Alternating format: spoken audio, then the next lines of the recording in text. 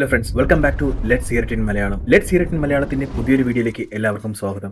ലോകത്തിലെ ഏറ്റവും വലിയ ആയുധ നിർമ്മാണ കമ്പനിയായ സ്റ്റാർക്ക് ഇൻഡസ്ട്രീസിന്റെ തലവനാണ് ടോണി സ്റ്റാർക്ക്. പിതാവ് ഹൗഡ് സ്റ്റാർക്കിൽ നിന്നും ലഭിച്ച ഈ കമ്പനി തന്റെ അസാമാന്യമായ ബുദ്ധി കൊണ്ട് ടോണി ലോകത്തിന്റെ നെറുകയിലെത്തിച്ചു. തന്റെ പുതിയ കണ്ടുപിടുത്തമായ ജെറിക്കോ മിസൈൽ അമേരിക്കൻ മിലിറ്ററിക്ക് ഡെമോ ചെയ്ത് കാണിക്കാനായി ടോണി അഫ്ഗാനിസ്ഥാനിലെത്തുന്നു. കൂടെ അദ്ദേഹത്തിന്റെ വിശ്വസ്തനായ സുഹൃത്ത് ജെയിംസ് റോഡുമുണ്ട്. മരുഭൂമിയിൽ ജെറിക്കോ മിസൈലിന്റെ പരീക്ഷണം നടക്കുന്നു. ഒരൊറ്റ മിസൈൽ കൊണ്ട് ഒരു മലനിരയെ മുഴുവനായി തറക്കാനുള്ള ശേഷി ആ ജെറിക്കോ മിസൈലിനുണ്ടായിരുന്നു. ഡെമോയ്ക്ക് ശേഷം റോഡിയെ വിട്ട് ടോണി സൈനികരുടെ വാഹനത്തിൽ തിരികെ മടങ്ങുന്നു. എന്നാൽ ആ മടക്കയാത്ര ടോണിയുടെ ജീവിതത്തിനെ എന്നേക്കുമായി മാറ്റിമറിച്ചു. 10 റിംഗ്സ് എന്ന അന്താരാഷ്ട്ര ഭീകര സംഘടന അവരുടെ വാഹന വ്യൂഹത്തെ പെട്ടെന്ന് ആക്രമിക്കുന്നു. കൂടെയുണ്ടായിരുന്ന സൈനികർ ഓരോരുത്തരായി കൊല്ലപ്പെടുന്നു. രക്ഷപ്പെടാൻ ശ്രമിക്കുന്നതിനിടയിൽ ടോണിയുടെ തൊട്ടടുത്ത് ഒരു ബോംബ് വന്ന് വീണ് സ്ഫോടനമുണ്ടാകുന്നു. ആ ബോംബിൽ എഴുതിയിരിക്കുന്ന പേര് ടോണിയെ ഞെട്ടിച്ചു. സ്റ്റാർക്ക് ഇൻഡസ്ട്രീസ് എന്നായിരുന്നു അതിൽ എഴുതി വെച്ചിരുന്നത്. സ്വന്തം കമ്പനി നിർമ്മിച്ച ബോംബ് സ്ഫോടനത്തിൽ ഗുരുതരമായ പരിക്കേറ്റ ടോണി ബോധരഹിതനാകുന്നു. കണ്ണു തുറക്കുമ്പോൾ ടോണി ഇരുണ്ട ഒരു ഗുഹയ്ക്കുള്ളിലായിരുന്നു. അദ്ദേഹത്തിന്റെ നെഞ്ചിൽ വലിയൊരു കാന്തം, അതിലേക്ക് ഘടിപ്പിച്ച ഒരു കാർ ബാറ്ററിയും ഉണ്ടായിരുന്നു. കൂടെ ഉണ്ടായിരുന്ന ഡോക്ടർ യെൻസിൻ എന്ന സയന്റിസ്റ്റാണ് ടോണിയുടെ ജീവൻ രക്ഷിച്ചത്. ബോംബ് സ്ഫോടനത്തിൽ ശരീരത്തിൽ തറച്ചു കയറിയ ഇരുമ്പ് ചീളുകൾ ഹൃദയത്തിലേക്ക് കയറി ടോണി മരിക്കാതിരിക്കാൻ വേണ്ടിയാണ് യെൻസിൻ ആ മാഗ്നറ്റ് ടോണിയുടെ ശരീരത്തിൽ ഘടിപ്പിച്ചിരുന്നത്. അതിനിടയിൽ 10 റിംഗ്സിന്റെ തലവനായ റാസ ഗുഹയിലെത്തുന്നു. ടോണിയോട് തങ്ങൾക്ക് വേണ്ടി ഒരു ജെറിക്കോ മിസൈൽ ഉണ്ടാക്കി നൽകാൻ ആവശ്യപ്പെടുന്നു. അത് വിസമ്മതിച്ച ടോണിയെ അവർ ക്രൂരമായി ആക്രമിക്കുന്നു. ഒടുവിൽ മിസൈൽ ഉണ്ടാക്കാം എന്ന് ടോണി സമ്മതിക്കുന്നു. മിസൈൽ ഉണ്ടാക്കാനായി ഭീകരർ നൽകിയ സ്റ്റാർക്ക് ഇൻഡസ്ട്രീസിന്റെ തന്നെ പഴയ ആയുധ അവശിഷ്ടങ്ങളിൽ നിന്നും ടോണിയും യാസിനും ചേർന്ന് രഹസ്യമായി മറ്റൊരു ഉപകരണം ഉണ്ടാക്കുന്നു. തന്റെ നെഞ്ചിലെ കാർ ബാറ്ററിക്ക് പകരം വയ്ക്കാൻ ഒരു മിനി ആർക്ക് റിയാക്ടർ ടോണി സ്വന്തമായി നിർമ്മിക്കുന്നു. സ്റ്റാർക്ക് ഇൻഡസ്ട്രിയിലെ വലിയ ആർക്ക് റിയാക്ടറിന്റെ ഒരു ചെറിയ രൂപമായിരുന്നു അത്. തുടർന്ന് രക്ഷപ്പെടാനായി ഇരുവരും ചേർന്ന് ഇരുമ്പിന്റെ അവശിഷ്ടങ്ങൾ കൊണ്ട് ഒരു പ്രൊട്ടക്റ്റീവ് ആർമർ സ്യൂട്ട് ഡിസൈൻ ചെയ്യുന്നു. അതാണ് മാർക്ക് 1. സ്യൂട്ടിന്റെ അവസാന കോഡിംഗ് നടക്കുമ്പോൾ ഭീകരർക്ക് സംശയം തോന്നി ഗുഹയിലേക്ക് ഇരച്ചു കയറുന്നു. സ്യൂട്ട് ഫുള്ളി ഫംഗ്ഷണൽ ആവാനും സ്യൂട്ട് ധരിക്കാനുമുള്ള സമയം ടോണിക്ക് നൽകാനായി യസിൻ കൈകളിൽ തോക്കുമായി ഭീകരർക്ക് നേരെ ഓടുന്നു. ടോണിയെ രക്ഷിക്കാനായി യസിൻ സ്വയം ബലിയാടാകുകയാണ്. ടോണി തനിച്ച് മാർക്ക് 1 സൂട്ടുമായി ഗുഹയിൽ നിന്ന് പുറത്തു വരുന്നു. വെടിയുണ്ടകളെ പ്രതിരോധിക്കുന്നു. കൈകളിൽ നിന്ന് തീ തുപ്പുന്ന ആ ഇരുമ്പ് രാക്ഷസനെ കണ്ട് ഭീകരർ ഭയന്നോടുന്നു. മരിക്കാൻ കിടക്കുന്ന യെൻസിന്റെ അടുത്തേക്ക് ടോണി എത്തുന്നു. യെൻസിന്റെ അവസാന വാക്കുകൾ ഇങ്ങനെയാണ്: നീ നിന്റെ ജീവിതം പാഴാക്കരുത്. ദേഷ്യം സഹിക്കാനാവാതെ ടോണി ഗുഹയിലുണ്ടായിരുന്ന ആയുധശേഖരം മുഴുവനും കത്തിച്ചു കളയുന്നു. കൂടാതെ സൂട്ട് ഉപയോഗിച്ച് ടോണി അവിടെ നിന്ന് രക്ഷപ്പെടുകയും ചെയ്യുന്നു. എന്നാൽ പാതി വഴിയിൽ മരുഭൂമിയിൽ വെച്ച് മാർക്ക് 1 സൂട്ട് തകർന്നു വീഴുന്നു. മരുഭൂമിയിലൂടെ നടക്കുന്ന ടോണിയെ റോഡിയും അമേരിക്കൻ ആർമിയും ചേർന്ന് രക്ഷപ്പെടുത്തുന്നു. അമേരിക്കയിൽ തിരിച്ചെത്തിയ ടോണി നേരെ പോകുന്നത് ഒരു പത്രസമ്മേളനത്തിലേക്കാണ്. താൻ ഉണ്ടാക്കിയ ആയുധങ്ങൾ കൊണ്ട് നിരപരാധികളും സ്വന്തം നാട്ടിലെ സൈനികരും കൊല്ലപ്പെടുന്നു എന്ന് തിരിച്ചറിഞ്ഞ ടോണി ലോകത്തെ ഞെട്ടിച്ചുകൊണ്ട് ആ വലിയ പ്രഖ്യാപനം നടത്തുന്നു: സ്റ്റാർക്ക് ഇൻഡസ്ട്രീസ് ഇനി ആയുധങ്ങൾ നിർമ്മിക്കില്ല. ഇത് കേട്ട് ഞെട്ടിയ ഒബൈഡേ സ്റ്റെയിൻ ടോണിക്ക് ഭ്രാന്ത് പിടിച്ചതാണെന്ന് മാധ്യമങ്ങളെ വിശ്വസിപ്പിക്കാൻ ശ്രമിക്കുന്നു. ഒബൈഡേ സ്റ്റെയിൻ ടോണിയുടെ പിതാവായ ഹൗഡ് സ്റ്റാർക്കിന്റെ പഴയ സുഹൃത്തും ഇപ്പോൾ സ്റ്റാർക്ക് ഇൻഡസ്ട്രീസിന്റെ മാനേജിംഗ് പാർട്ണറുമാണ്. അമേരിക്കയിലെ മാധ്യമങ്ങളെ മുഴുവൻ ഞെട്ടിച്ചുകൊണ്ട് വാർത്താസമ്മേളനത്തിൽ നിന്നും ഇറങ്ങിപ്പോയ ടോണിയുടെ പിന്നാലെ ദേഷ്യത്തോടെ ഒബൈഡൻ പാഞ്ഞെടുക്കുന്നു. അവർ വന്നു നിൽക്കുന്നത് സ്റ്റാർക്ക് ഇൻഡസ്ട്രീസിന്റെ ആസ്ഥാനത്ത് സ്ഥിതി ചെയ്യുന്ന ആ കൂറ്റൻ ആർക്ക് റിയാക്ടറിന്റെ മുമ്പിലാണ്. അവിടെ വെച്ച് ടോണിയും ഒബൈഡനും തമ്മിൽ അഭിപ്രായ വ്യത്യാസങ്ങൾ വരുന്നുണ്ട്. ആയുധങ്ങൾ നിർമ്മിക്കുക എന്നതാണ് കമ്പനിയുടെ പ്രധാന ലക്ഷ്യമെന്ന്, അതിലൂടെയാണ് നമ്മുടെ വരുമാനം വരുന്നതെന്നും ഒബൈഡൻ പറയുന്നു. എന്നാൽ കമ്പനിയുടെ പാരമ്പര്യം നോക്കുമ്പോൾ അവർ കൊന്നൊടുക്കിയ ആൾക്കാരുടെ എണ്ണം മാത്രമായിരിക്കരുതെന്ന് ടോണിക്ക് നിർബന്ധമുണ്ടായിരുന്നു. ആയുധ നിർമ്മാണം നിർത്തിയിട്ട് ഇനി എന്താണ് ചെയ്യാൻ പോകുന്നതെന്ന് ടോണിയോട് ഒബൈഡൻ കളിയാക്കി ചോദിക്കുന്നുണ്ട്. അവിടെ വെച്ച് ടോണി തന്റെ മാസ്റ്റർ പ്ലാൻ പുറത്തു പറയുന്നു. അവർ നിൽക്കുന്ന ആ കൂറ്റൻ ആർക്ക് റിയാക്ടറിലേക്ക് വിരൽ ചൂണ്ടി ടോണി പറയുകയാണ്: ഇനി നമ്മൾ ശ്രദ്ധിക്കാൻ പോകുന്നത് കീൻ എനർജിയിലാണ്. ആർക്ക് റിയാക്ടറിന്റെ സാങ്കേതിക വിദ്യയിലാണ് ഇനി അവരുടെ കമ്പനിയുടെ ഭാവി എന്ന് ടോണി പറയുന്നു. അത് വെറും ഒരു പബ്ലിസിറ്റിക്ക് വേണ്ടി ഉണ്ടാക്കിയത് മാത്രമായിരുന്നു. അന്നത്തെ പരിസ്ഥിതി പ്രവർത്തകരുടെ വായടപ്പിക്കാൻ നിർമ്മിച്ച ഒരു തട്ടിപ്പ് മാത്രമാണ് ആർക്ക് റിയാക്ടർ എന്നാണ് ഒബൈഡൻ പറയുന്നത്. സാമ്പത്തികമായി അത് ഒട്ടും പ്രായോഗികമല്ല. കഴിഞ്ഞ 30 വർഷമായി അതിൽ ഒരു മാറ്റവും വന്നിട്ടില്ല എന്ന് കൂടി ഒബൈഡ് പറയുന്നുണ്ട്. ടോണി ആകട്ടെ ആ സമയം തന്റെ നെഞ്ചിലുണ്ടായിരുന്ന ആ ചെറിയ ആർക്ക് റിയാക്ടർ ഒബൈഡിനെ കാണിക്കുകയാണ്.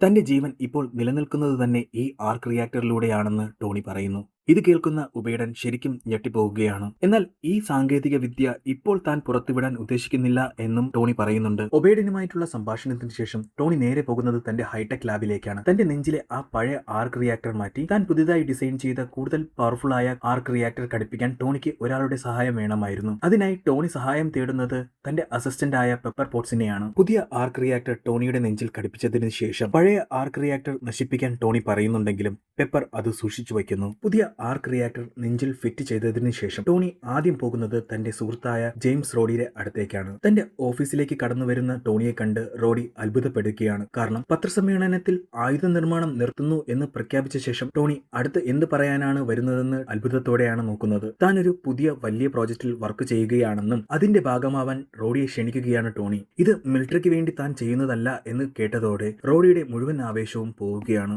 മണ്ടത്തരങ്ങൾ പ്രവർത്തിക്കാതെ കൂടുതൽ റെസ്റ്റ് എടുക്കുകയും മൈൻഡ് ക്ലിയർ ആക്കി വെക്കാനും റോഡി ടോണിയോട് പറയുന്നുണ്ട്. അപ്പോൾ തന്നെ റോഡിയുടെ മുമ്പിൽ വെച്ച് തന്നെ ടോണി ആ ഓഫർ ഉപേക്ഷിച്ച് ഇറങ്ങിപ്പോവുകയാണ്. പക്ഷേ ടോണിക്ക് വ്യക്തമായ പ്ലാൻ ഉണ്ടായിരുന്നു. ആയുധങ്ങൾ മിലിറ്ററിയുടെ കൈകളിൽ കൊടുത്താൽ അത് ദുരുപയോഗം ചെയ്യപ്പെടാമെന്നും പുതിയ സിസ്റ്റം സ്വകാര്യമായിരിക്കണമെന്നും ടോണിക്ക് നിർബന്ധമുണ്ടായിരുന്നു. ടോണിയുടെ ആ തീരുമാനത്തോടെ കമ്പനിയുടെ ഷെയറുകൾ താഴേക്ക് കൂപ്പുകുത്തുന്നു. എന്നാൽ ടോണി അതൊന്നും കാര്യമാക്കാതെ തന്റെ ഹൈടെക് ലാബിലേക്ക് ഒതുങ്ങിക്കൂടുന്നു. തന്റെ ആർട്ടിഫിഷ്യൽ ഇന്റലിജന്റ് അസിസ്റ്റന്റായ ജാർവിസിന്റെ സഹായത്തോടെ കൂടുതൽ മികച്ച രീതിയിൽ ഒരു സ്യൂട്ട് നിർമ്മിക്കാൻ അയാൾ തീരുമാനിക്കുന്നു. ആദ്യം വരുന്നത് പൂർണ്ണമായും സിൽവർ കളറിലുള്ള മാർക്ക് II സ്യൂട്ടാണ്. എന്നാൽ അന്തരീക്ഷത്തിൽ വളരെ ഉയരത്തിൽ പറക്കുമ്പോൾ സ്യൂട്ടിൽ ഐസിംഗ് പ്രോബ്ലം എന്ന വലിയ തകരാറ് ടോണി കണ്ടെത്തുന്നു. ഈ പ്രശ്നം പരിഹരിക്കാനായി ഗോൾഡ് ടൈറ്റാനിയം അലോയ് ഉപയോഗിച്ച് അടുത്ത സ്യൂട്ട് ഡിസൈൻ ചെയ്യുന്നു. അങ്ങനെയാണ് ഐക്കോണിക് സ്യൂട്ടായ മാർക്ക് III ടോണി നിർമ്മിക്കുന്നത്.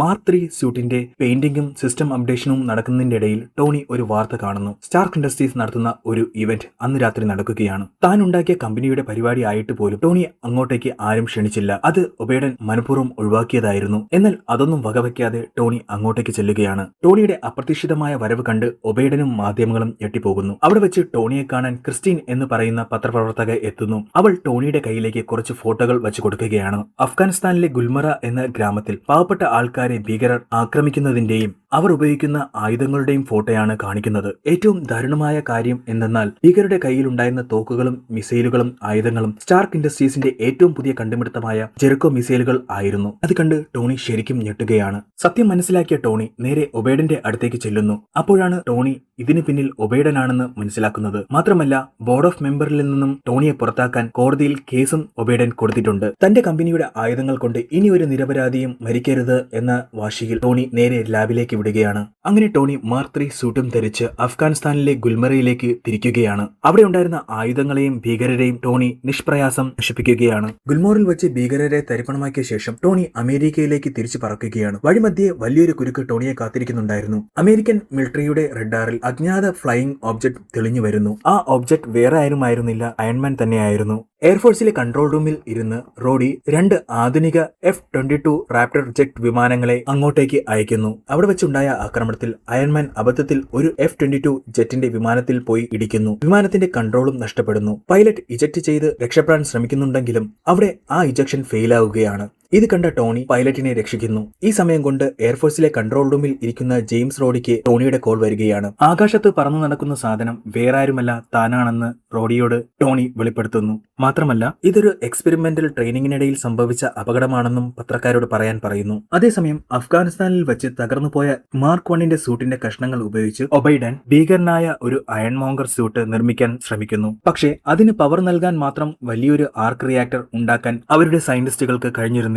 ഇതേസമയം ഉബൈദിന്റെ ചതികൾ മനസ്സിലാക്കിയ ടോണി തന്റെ വിശ്വസ്തയായ പെപ്പറിനെ ലാബിലേക്ക് ക്ഷണിക്കുന്നു. ഒബൈദിന്റെ ഓഫീസിലെ കമ്പ്യൂട്ടറിൽ കയറി അവന്റെ ഷിപ്മെന്റ് ഫയലുകൾ ഹാക്ക് ചെയ്തെടുക്കണം. ഇതായിരുന്നു ടോണി പെപ്പറിന് നൽകിയ നിർദ്ദേശം. വെപ്പൺസ് എല്ലാം ഡിസ്ട്രോയ് ചെയ്യാനും ഉബൈദിനെ കുരുക്കാനും വേണ്ടിയാണ് ടോണി ഇതെല്ലാം ചെയ്യുന്നത്. ടോണി നൽകിയ ഫ്ലാഷ് ഡ്രൈവുമായി ഉബൈദിന്റെ ഓഫീസിന്റെ കമ്പ്യൂട്ടറിൽ നിന്നും ഡാറ്റാസ് ഓരോന്നായി കോപ്പി ചെയ്യാൻ പെപ്പർ തുടങ്ങിക്കഴിഞ്ഞു. ആ ഫയലുകൾ ഓപ്പൺ ആയതും പെപ്പർ ഞെട്ടിത്തിരിക്കുകയാണ്. അഫ്ഗാനിസ്ഥാനിലേക്ക് ആയുധങ്ങൾ കടത്തിയതിന്റെ രേഖകൾ മാത്രമല്ല അവിടെ ഉണ്ടായിരുന്നത്. അഫ്ഗാനിസ്ഥാനിലെ തന്നെ 10 റിംഗ്സ് എന്ന ഭീകര സംഘടനയ്ക്ക് ടോണിയെ കൊല്ലാൻ പണം കൊടുത്തതും ഉബൈദാണ് എന്നതിന്റെ തെളിവുകളും അവിടെ ഉണ്ടായിരുന്നു. പെപ്പർ ഡാറ്റകൾ കോപ്പി ചെയ്തുകൊണ്ടിരിക്കുന്ന ആ സമയം ഉബൈദ് ഓഫീസിലേക്ക് കടന്നു വരികയാണ്. താൻ പിടിക്കപ്പെടാൻ പോകുന്നു എന്ന് ഉറച്ച നിമിഷത്തിൽ പെപ്പർ വളരെ സമർത്ഥമായി തന്റെ കൈവശമുള്ള ഫയൽ കമ്പ്യൂട്ടർ സ്ക്രീനിന്റെ മുന്നിലേക്ക് വെച്ച് ഡാറ്റ കോപ്പി ചെയ്ത് പെൻഡ്രൈവ് ഉബൈദ് കാണാതെ കൈക്കുള്ളിൽ വയ്ക്കുന്നു. മാത്രമല്ല അവിടെ നിന്നും വളരെ കൂളായി സംസാരിച്ച് അവിടെ നിന്ന് രക്ഷപ്പെടുകയാണ്. കമ്പനിക്ക് പുറത്ത് പെപ്പർ ഉടൻ തന്നെ ഷീൽഡ് ഏജന്റായ കോൾസനെ കാണുകയും ഉബൈദിനെ അറസ്റ്റ് ചെയ്യാൻ പോലീസുമായി വരാൻ ആവശ്യപ്പെടുകയും ചെയ്യുന്നു. തന്റെ അയൺ മോങ്കർ സൂട്ടിന് പവർ നൽകാൻ ആർക്ക് റിയാക്ടർ അവർക്ക് ഉണ്ടാക്കാൻ സാധിക്കാത്തത് കൊണ്ട് തന്നെ ഉബൈദ്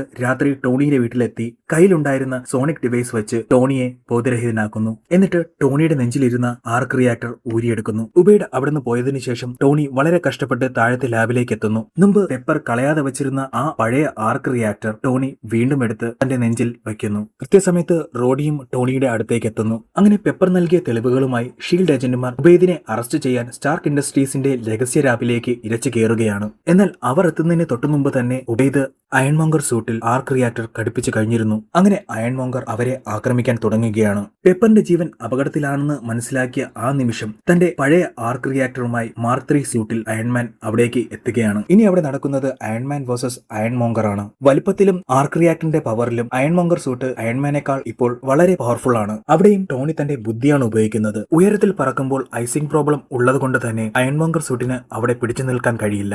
ഐസിംഗ് പ്രോബ്ലം ഉണ്ടായി അയൺമോങ്കർ സൂട്ട് താഴേക്ക് വീഴുന്നെങ്കിലും അത് ഉടനെ തന്നെ റീബൂട്ട് ആകുന്നുമുണ്ട്. എന്നാൽ അയൺമാന്റെ സൂട്ടിൽ വെറും 2 മുതൽ 3% ചാർജ് മാത്രമേ ബാക്കിയുണ്ടായിരുന്നുള്ളൂ. സ്റ്റാർക്ക് ഇൻഡസ്ട്രീസിന്റെ കെട്ടിടത്തിന് മുകളിൽ വെച്ച് അയൺമോങ്കർ അതിക്രൂരമായി അയൺമാനെ ആക്രമിക്കുകയാണ്. സ്യൂട്ടിൽ ചാർജ് തീർന്നതുകൊണ്ട് തന്നെ തിരിച്ച് ആക്രമിക്കാൻ സാധിച്ചിരുന്നില്ല. സ്യൂട്ടിന്റെ പവർ പൂർണ്ണമായും തീരാൻ പോകുന്ന ആ അവസാന നിമിഷത്തിൽ ടോണി തന്റെ കമ്മ്യൂണിക്കേറ്റർ വഴി പെപ്പറിനെ കോൺടാക്ട് ചെയ്യുകയാണ്. ആ കൂറ്റൻ ആർക്ക് റിയാക്ടർ ഓൺ ചെയ്ത് അതിലെ പവർ മുഴുവനും ഓവർലോഡ് ആക്കാൻ പെപ്പറിനോട് ആവശ്യപ്പെടുകയാണ് ടോണി. അങ്ങനെ ചെയ്തു കഴിഞ്ഞാൽ ടോണിയുടെ ജീവനും ആപത്ത് വരും എന്ന് കരുതി പെപ്പർ അത് വിസമ്മതിക്കുന്നു. വേറെ വഴികൾ ഒന്നുമില്ല എന്ന് ടോണി പറയുന്ന ആ സമയത്ത് പെപ്പർ അത് ഓൺ ചെയ്യുകയാണ്. തൊട്ടടുത്ത നിമിഷം ആർക്ക് റിയാക്ടറിൽ നിന്നും വലിയൊരു എനർജി കെട്ടിടത്തിന്റെ മുകളിലുണ്ടായിരുന്ന റൂഫ് ടോപ്പ് തകർത്ത് ആകാശത്തേക്ക് പാഞ്ഞു കയറുന്നു. അങ്ങനെ ആ വൻപൻ എനർജി ബ്ലാസ്റ്റിൽ ഉബൈദയുടെ അയൺമോങ്കർ സൂട്ട് തകരുകയും അവൻ താഴേക്ക് വീഴുകയും ചെയ്യുന്നു. ടോണിയും ആ ബ്ലാസ്റ്റിന്റെ ആഘാതത്തിൽ തെറിച്ചു വീഴുന്നുവെങ്കിലും അത്ഭുതകരമായി രക്ഷപ്പെടുന്നു. അടുത്ത ദിവസം രാവിലെ തന്നെ തലേന്ന് രാത്രി നടന്ന സ്ഫോടനത്തെക്കുറിച്ചും തകർച്ചകളെക്കുറിച്ചും ലോക മാധ്യമങ്ങളോട് വിശദീകരിക്കാൻ വലിയൊരു പത്രസമ്മേളനം ടോണി വിളിച്ചു കൂട്ടുന്നുണ്ട്. സ്റ്റേജിലേക്ക് കയറുന്നതിന് തൊട്ടുമുമ്പ് ഷീൽഡ് ഏജന്റായ ഫിൽ കോൾസൺ ടോണിയുടെ കയ്യിലേക്ക് കുറച്ച് കാർഡുകൾ വെച്ചു കൊടുക്കുന്നുണ്ട്. അത്രയും നേരം നടന്ന സംഭവങ്ങളെ എല്ലാം മാറ്റിവെക്കാനുള്ള ഒരു തകർപ്പൻ കവർ സ്റ്റോറിയായിരുന്നു അതിലുണ്ടായിരുന്നത്. ടോണിയെ കണ്ട മാധ്യമപ്രവർത്തകർ അവരുടെ ചോദ്യങ്ങൾ ഓരോന്നായി ചോദിച്ചു തുടങ്ങുന്നു. അവിടെ വെച്ച് ക്രിസ്റ്റീനും ടോണിയോട് ഒരു ചോദ്യം ചോദിക്കുകയാണ്. സ്യൂട്ടിന്റെ ഉള്ളിലുണ്ടായിരുന്നത് സെക്യൂരിറ്റി ഗാർഡ് ആയിരുന്നു എന്നത് ജനങ്ങൾ എങ്ങനെ വിശ്വസിക്കും? ജനങ്ങൾ അത് ഒരു സൂപ്പർ ഹീറോ ആയിരുന്നു എന്ന് പറയുന്നുണ്ടല്ലോ. അതിനു മറുപടി കൊടുക്കാനായി ടോണി കോൾസൺ കൊടുത്ത കാർഡ് വായിക്കാൻ ശ്രമിക്കുന്നു. ദ ട്രൂത്ത് ഈസ് എന്ന് പറഞ്ഞ് ഒരു സെക്കൻഡ് ടോണി നിശബ്ദനാകുന്നു. മനസ്സിൽ എന്തോ ഒന്ന് ഉറപ്പിച്ചതുപോലെ ആ കാർഡുകൾ താഴേക്ക് വെക്കുന്നു. എന്നിട്ട് ലോകത്തെ മുഴുവൻ ഞെട്ടിച്ചുകൊണ്ട് ആ ഐക്കോണിക് ഡയലോഗ് ടോണി പറയുന്നു. I am Iron Man. ആ ഒറ്റ വാചകം കേട്ടതും അവിടെ ഉണ്ടായിരുന്ന എല്ലാവരും അമ്പരക്കുന്നു. ഇനിയുള്ളത് ഒരു പോസ്റ്റ് ക്രെഡിറ്റ് സീനാണ്. അർദ്ധരാത്രിയിൽ ടോണി തന്റെ ആഡംബര വില്ലയിൽ തിരിച്ചെത്തുന്നു. അവിടെ ഉണ്ടായിരുന്ന ലിവിംഗ് റൂമിൽ കറുത്ത നീളൻ കോട്ടുമണിഞ്ഞ് ഒരാൾ ടോണിയെ കാത്തു നിൽപ്പുണ്ടായിരുന്നു. ലോകത്ത് അയൺമാൻ മാത്രമാണ് ഒരേ ഒരു സൂപ്പർ ഹീറോ എന്ന് നീ കരുതുന്നുണ്ടോ? നീ അതിവിശാലമായ ഒരു ലോകത്തിന്റെ ചെറിയ ഭാഗം മാത്രമാണ്. അത് ഇതുവരേക്കും നീ മനസ്സിലാക്കിയിട്ടില്ല. അയാൾ അയാളുടെ പേര് വെളിപ്പെടുത്തുന്നു. ഷീൽഡിന്റെ ഡയറക്ടറായ നിക് ഫ്യൂരി ആയിരുന്നു അത്. അവഞ്ചേഴ്സ് ഇനിഷ്യേറ്റീവ് എന്ന വലിയ പ്രോഗ്രാമിനെ കുറിച്ച് സംസാരിക്കാൻ വേണ്ടിയാണ് ടോണിയുടെ അടുത്തേക്ക് നിക് ഫ്യൂരി എത്തുന്നത്. ഇങ്ങനെയാണ് ഈ സിനിമ ഇവിടെ അവസാനിക്കുന്നത്. നമ്മുടെ ഈ ചാനൽ സബ്സ്ക്രൈബ് ചെയ്തിട്ടില്ലെങ്കിൽ ഇപ്പോൾ തന്നെ സബ്സ്ക്രൈബ് ചെയ്യുക. ഈ വീഡിയോ ഇഷ്ടപ്പെട്ടെങ്കിൽ മറക്കാതെ ലൈക്ക് ചെയ്യുക. നിങ്ങളുടെ അഭിപ്രായങ്ങൾ താഴെ കമന്റ് ചെയ്യാനും മറക്കരുത്.